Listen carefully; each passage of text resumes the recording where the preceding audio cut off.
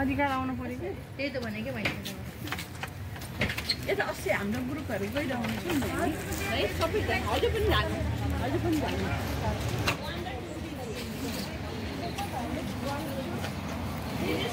एकचोटि म यहाँबाट फोटो खिचिदिन्छु है सबै यता अझै पर आउनु अझै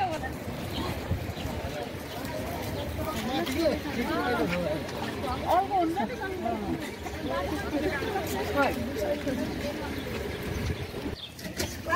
Oh my God!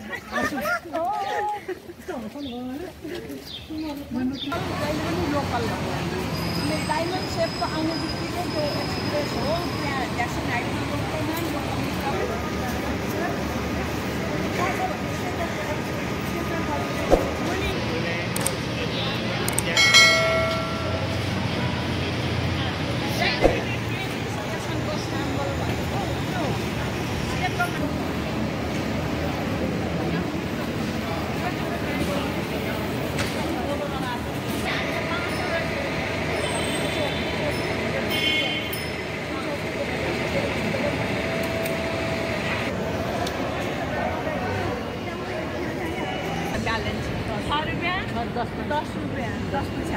अब हामीलाई मन्थली बनाउने भए 8 टाइम अथवा विकली बनाउने भए 8 टाइम पैसा मात्रै हाल्नु छ भने 8 भ्यालु गरौँ पैसा भयो नि अब कति पैसा हाल्नु मन छ भने एकछिन पनि यो बाहेक अदर एमाउन्ट चाहियो भने यहाँ अदर एमाउन्ट जाने है अनि जस्तो मलाई $2 मात्रै हाल्नु मन छ अरू यसले एरो देखायो इन्सर्ट यो मेट्रो कार्ड यहाँ कहाँ भन्दा यहाँ यो मेट्रो कार्ड साइनको माथि चाहिँ यहाँ देखाइरहेको छ अब कति रहेछ ₹3.5 रहेछ कार्डमा अनि पैसा हाल्ने भयो 8 भ्यालु भनेको पैसा 8 टाइम भनेको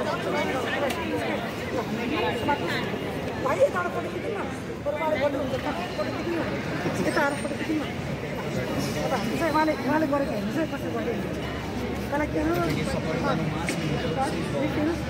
रिफिल के रिफिल त्यसपछि नम्बर हाल्नु पऱ्यो सबै हाल्ने अनि त्यसपछि कार्ड हाल्ने पैसा हाल्ने होइन भ्याल्यु पैसा कति हाल्ने अदरमा अदर $35 होइन $14 होइन 5 अदरमा ₹5 पुग्नु सक्नु भयो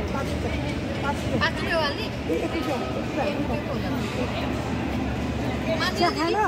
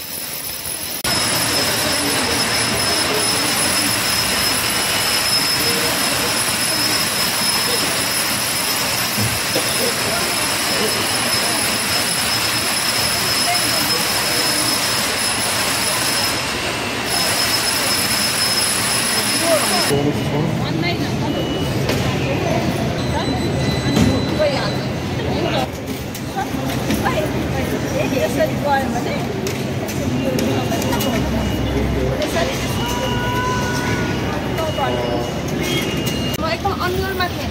इङ्ग्लिस मात्रै जानेर नहुने रहेछ, कतिपय कुराहरू बुझ्नुपर्ने रहेछ, कहाँ कसरी जानुपर्ने छ, कुन बाटो जानुपर्ने छ, के गर्नुपर्ने रहेछ भन्ने कुरा पनि थाहा पाएँ होइन।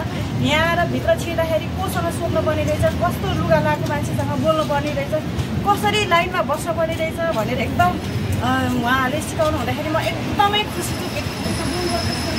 स्टेट भनेको कता साइडमा रहेछ, कता पूर्वबाट पश्चिमबाट भन्ने कुरा नै अन्यमा हुन्थ्यो म होइन। तर मैले उहाँहरूले सोध्दै भन्दै एक्सप्रेसनहरू गरिदिँदै आउनु म एकदम खुसी छु। अब मैले मेट्रो कार्ड त पाएँ, मैले मेट्रो कार्ड पाएँ, $1 दिँदो रहेछ यसलाई होइन।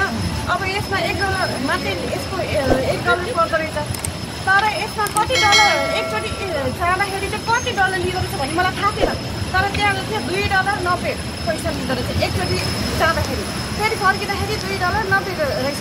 तर यसमा 1 महिनाको हुन्छ कि 1 दिनको हुन्छ कि सिङ्गलको हुन्छ कि एटिएमबाट हाल्दाखेरि हुन्छ कि क्यास हाल्दाखेरि हुन्छ कि भन्ने कुरा चाहिँ मैले म्यामहरूकोबाट थाहा भएको भएदाखेरि मलाई धेरै धेरै धन्यवाद। Thank you so much. त्यसलाई म अब